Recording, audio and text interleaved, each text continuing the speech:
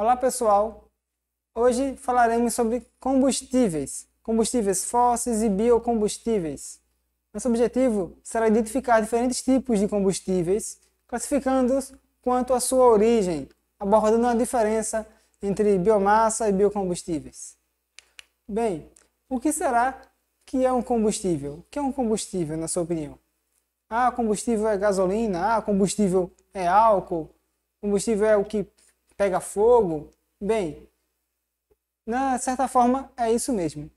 Combustível é algo que alimenta uma combustão, uma explosão.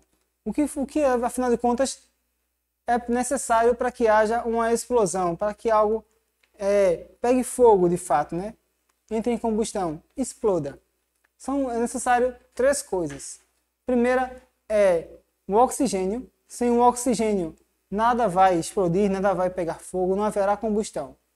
Então, a primeira coisa nessa tríade da combustão é o oxigênio. A outra é algo que reaja quimicamente com este oxigênio. E aí é que existe a substância chamada combustível, né? O combustível entra com o comburente, que é o oxigênio, e ocorre a explosão. Então, o oxigênio mais o combustível mais o calor irá provocar diversas reações químicas gerais em cadeia, uma atrás da outra, que ocasionará a formação do fogo, que ocasionará o aquecimento, a explosão. Então, um combustível é toda substância que, ao reagir com o oxigênio e o calor, provoque uma explosão. Então, existem diversos tipos de combustíveis, né? Combustíveis sólidos, combustíveis líquidos, gasosos, como a pólvora, como a gasolina, o álcool, ou até mesmo o biogás, o gás natural. Mas, afinal de contas, o que será combustíveis fósseis? Né? Esses combustíveis fósseis é combustível que vem do fóssil, combustível que vem da época dos dinossauros, meio mais ou menos por aí mesmo. Os combustíveis fósseis são combustíveis que foram criados há milhões de anos atrás, vindos principalmente do petróleo. Mas como é formado esse petróleo? O petróleo, gente, que hoje nós retiramos do fundo do continente, dos mares, do fundo do continente, lá dentro da crosta terrestre, aliás, ele foi formado há milhões de anos atrás por meio de sobreposição de camadas. Por exemplo, imagina toda uma floresta, toda uma população, toda uma biosfera que tenha se extinguido. Então essa população que se extinguiu gera grande quantidade de matéria orgânica. Essa matéria orgânica ela é sobreposta ao longo dos milhares de anos por terra, por poeira, e vai sendo enterrado. Toda essa camada de vida, depois de morrer, é enterrada e vem outra camada de terra, milhões de anos depois, outra camada de terra, vem um oceano, o oceano seca, vem outras camadas de terra, milhões de anos vão se passando e aquela matéria orgânica vai sofrendo uma grande pressão dentro do solo. E ao longo de milhares de anos, ela vai se modificando até formar o petróleo. Então o petróleo que nós temos hoje, ele durou milhões de anos para ser formado. E esses milhões de anos que se formaram até hoje, não há tempo para que alguma matéria orgânica que seja enterrada hoje, não vai ter tempo, claro, de nós humanos conseguirmos aproveitá-la como petróleo. Por isso que falamos que o petróleo é uma fonte de energia não renovável, né? O petróleo que nós retiramos hoje, ninguém aqui vai viver tempo suficiente para conseguir tirar um petróleo que começou a ser produzido hoje, nos tempos atuais, porque leva milhões de anos para ser produzido. Portanto, quando o petróleo do mundo acabar, não tem mais outra forma de conseguir petróleo, não tem mais como produzir mais petróleo. Então, o petróleo é uma fonte finita de energia e não renovável. Essa fonte não renovável produz diversas substâncias para o nosso dia a dia, como plásticos, como combustíveis, óleos, solventes. Nosso dia está repleto de derivados de petróleo por onde passamos. Até mesmo na TV que você me assiste, no notebook, no computador que você me assiste, tem peças plásticas que, se não fosse o petróleo, não poderia formar esses eletrodomésticos que temos hoje. No entanto, o consumo desse petróleo e o uso desenfreado desses combustíveis fósseis faz com que todo o carbono que estava contido lá dentro do subsolo seja jogado para a atmosfera e, lembrando vocês que a gente falou em outra aula, ocasionando o aumento do efeito estufa, em que a temperatura da Terra acaba aumentando pelo excesso de gás carbônico no ar. Então, essa utilização de fontes não renováveis de energia causam graves consequências para o meio ambiente. Consequências que já observamos até mesmo hoje, né? Como o aquecimento global, como grandes crostas, grandes calotas de gelo se desprendendo do Polo Norte. Então, vamos falar um pouco mais sobre esses combustíveis e outras alternativas menos poluentes que também existem no nosso dia a dia. Bem, como será a produção desses combustíveis, né? O petróleo ele é retirado lá dos oceanos, ou até mesmo do continente, lá do fundo do mar, e ele é conduzido através de grandes tubulações para as refinarias de petróleo, né? Ele é coletado no alto mar, levado dentro de grandes embarcações, grandes navios petroleiros para o continente, que acontece o refino, a destilação desse petróleo. Então, nessa destilação do petróleo, ele é aquecido e colocado em uma torre, em que, à medida que ele vai aquecendo, o vapor vai subindo etapas de uma grande torre de destilação, e à medida que essa temperatura vai diminuindo, uma nova substância líquida é formada. Então, nós temos desse petróleo que se evapora a formação de óleos leves e pesados de acordo com a sua viscosidade. Temos a formação de querosene, de gasolina e de gases que são queimados para diminuir o efeito estufa da atmosfera. Então, essa destilação, esse refino do petróleo faz com que também sejam produzidos outros resíduos, como o piche, que é utilizado na produção do asfalto, e diversos tipos de óleo lubrificantes, como o óleo diesel. Hoje, no nosso dia a dia, os combustíveis fósseis estão amplamente utilizados, não é isso? Como a gasolina, que cada vez mais se ouve falar dela, né, do aumento dos preços dos combustíveis. E esse aumento dos preços dos combustíveis influi não somente quem tem carro. Às vezes você pode pensar, eu não tenho carro, então para mim não importa o preço do combustível. Mas tudo está ligado uma coisa à outra, né? Se o preço do combustível aumenta, então o valor do alimento para chegar até a indústria, até o supermercado, vai aumentar. Então o dono do supermercado vai comprar aquele alimento mais caro e vai passar o custo do preço daquele alimento para o consumidor. Até mesmo o produtor, para conseguir levar o seu produto que ele produziu para as indústrias, vai pagar mais caro pelo frete. Também passará o preço desse alimento para o consumidor. Então, se o combustível sobe, toda uma cadeia de produtos também subirá de preço. Além da gasolina, que também pode ser misturada ao etanol, ao álcool, também temos o querosene, né, que é utilizado também como o combustível do avião. Então, o querosene de aviação, ele é um líquido mais transparente, tem um cheiro característico, só ele tem mesmo aquele odor. E também é um dos refinos do petróleo, utilizado também como solvente de tinta. Uma outra substância também tirada do solo é o carvão mineral.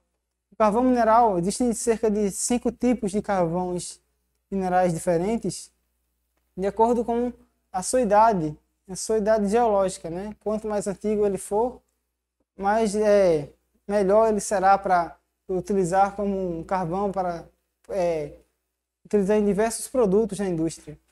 Então, a utilização de carvão mineral na indústria, ela serve como uma fonte de energia também não renovável em indústrias chamadas de termoelétricas, que ela produz energia através do calor, através do carvão mineral ou também do próprio óleo diesel.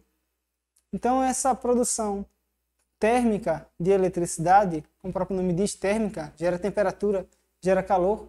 E esse calor se expande para o meio ambiente. Então aumenta a temperatura de todo o nosso planeta também.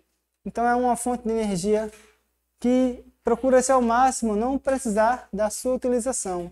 Mas como hoje vivemos uma crise elétrica, então essas termoelétricas foram ativadas, porque devido a diversos problemas como a falta de água que advém das queimadas que ocasionaram meses atrás, devido ao desmatamento também das florestas, que ocorreu a falta de chuva em outras regiões, que também falta água nos reservatórios, água nas grandes hidrelétricas, que ocorre também o aumento da energia elétrica e a necessidade da utilização de uso das termoelétricas.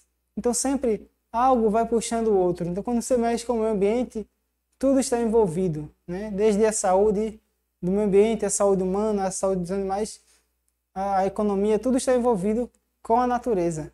Uma coisa sempre puxa a outra. Então, a utilização dessas termoelétricas causa um grande impacto, digamos que seja um mal necessário na nossa sociedade devido à crise elétrica que passamos. Também existem outras fontes limpas de energia, né? Como a energia solar, a energia que vem dos raios solares, e também a energia eólica, que vem da força dos ventos. Então, um outro tipo de combustível que eu quero falar para vocês agora são os biocombustíveis. Como a própria imagem mostra, esses biocombustíveis são originados de culturas, de plantas, de oleaginosas, de plantas que produzem óleos, como o girassol, como a soja, como a mamona, como o milho, como tantas outras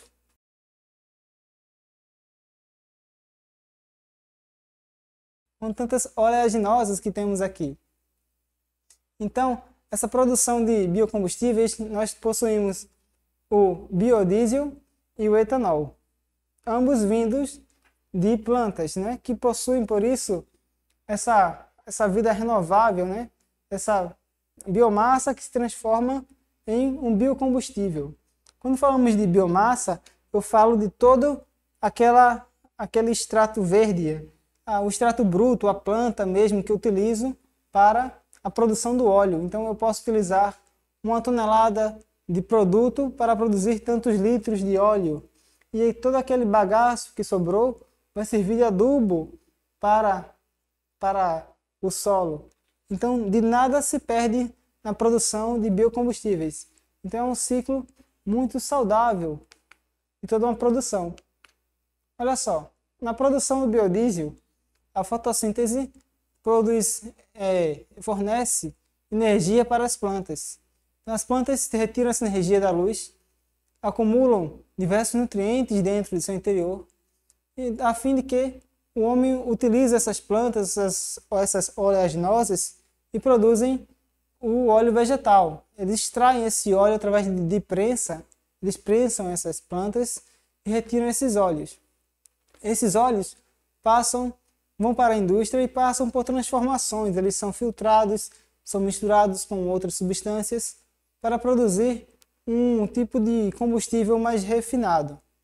Esse tipo de combustível mais refinado segue para os postos de gasolina e que, quando são utilizados no transporte, poluem menos do que os combustíveis fósseis. Então, o biocombustível é uma alternativa digamos, sustentável de utilização de um combustível como substituição ao combustível fóssil, como o óleo diesel.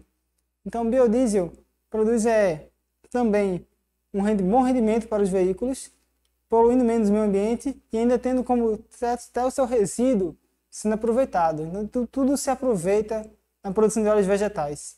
Inclusive, até mesmo o reaproveitamento do óleo de cozinha que você possui em casa, você pode até aproveitar o seu óleo de cozinha, a gente pode até fazer esse experimento com o seu professor, né, quando voltar às aulas presenciais, ou podemos fazer uma brincadeira dessa aqui na nossa aula, quem sabe?